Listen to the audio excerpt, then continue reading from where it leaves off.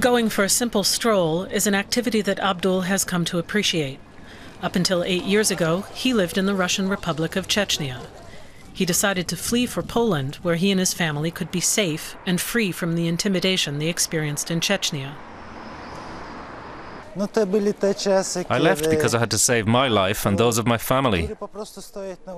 Back then, everyone on the street was treated like a terrorist. You could be arrested at any moment. And then they'd demand money for your release.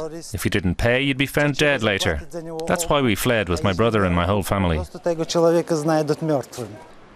Abdul was arrested 4 times by Chechen government security operatives, and 4 times money was paid for his release.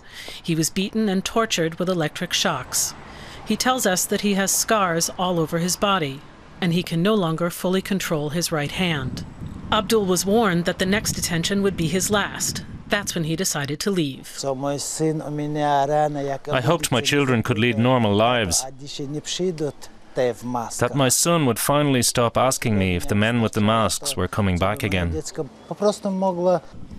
Abdul and his family are safe in Poland, but after 8 years, they still don't call it their home. His wife and 3 children live 100 kilometers away, while Abdul is living with a friend. He's been looking for an apartment for the whole family for months, but no one wants to rent accommodation to foreigners. That's a familiar story for the people who work at the refugee aid organization Otsalenia. Larisa Ismailova says it's a major problem. The biggest issue in Poland is that so few refugees get into public housing. There are simply too few apartments on offer. In the past 12 years, just 1 refugee family has received public accommodation in this city. This is the railway station in Terespol in eastern Poland. It's the first place where Chechen refugees arrive when they cross the border from Belarus. 3 trains arrive every day. The number of refugees has been steadily rising. Last year, 5,500 Chechen refugees arrived in Poland. This year has already seen twice as many. According to the Geneva Convention, they have a right to stay here if their lives are in danger or if they have been persecuted because of their religion. It's things like that that brought these people here. But it's difficult to say what the situation in Russia is like today. All the refugees have when they arrive is what they can carry. Their dream is for a better life.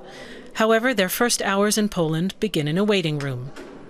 Everyone who arrives without a visa must explain why they're here. The ones who are allowed to stay have their fingerprints taken and they apply for asylum. That information is then used to find out whether the new arrival has already applied for asylum in another EU country. During research for this report, we came across a family that's been through that process. They live on the edge of the town in a so-called hotel. Ismail shows us their home. He's asked us to protect his identity. We're shocked by the conditions he and his family live under. They live in 2 rooms with no running water and no electricity.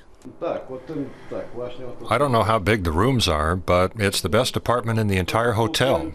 3 kids sleep here while my son sleeps over there. I sleep in the next room.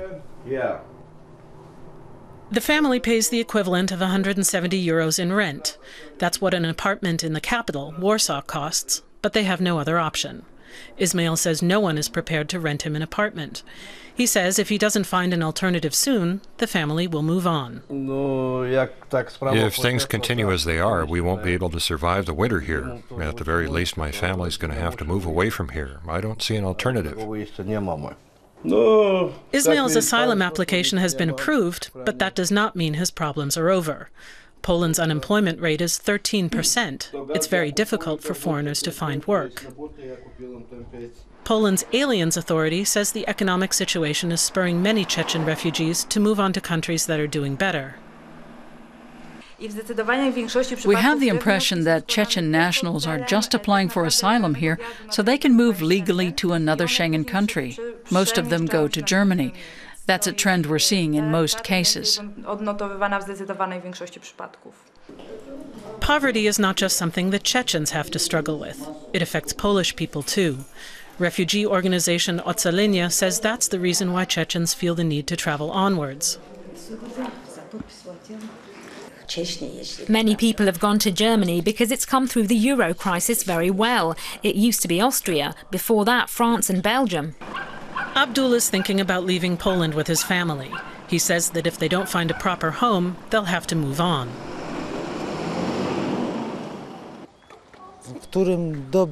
Yes, I do know of others who are doing better. Friends and family who are already living in Germany are asking me why I don't come. That's why I'm considering it. Abdul has already thought about where he would go. I'd prefer to go to Berlin. It's my biggest dream to be allowed to live in Berlin. After 8 years, Abdul's existence in Poland, living apart from his family in short-term accommodation, is nothing like how he imagined life in the Free West would be.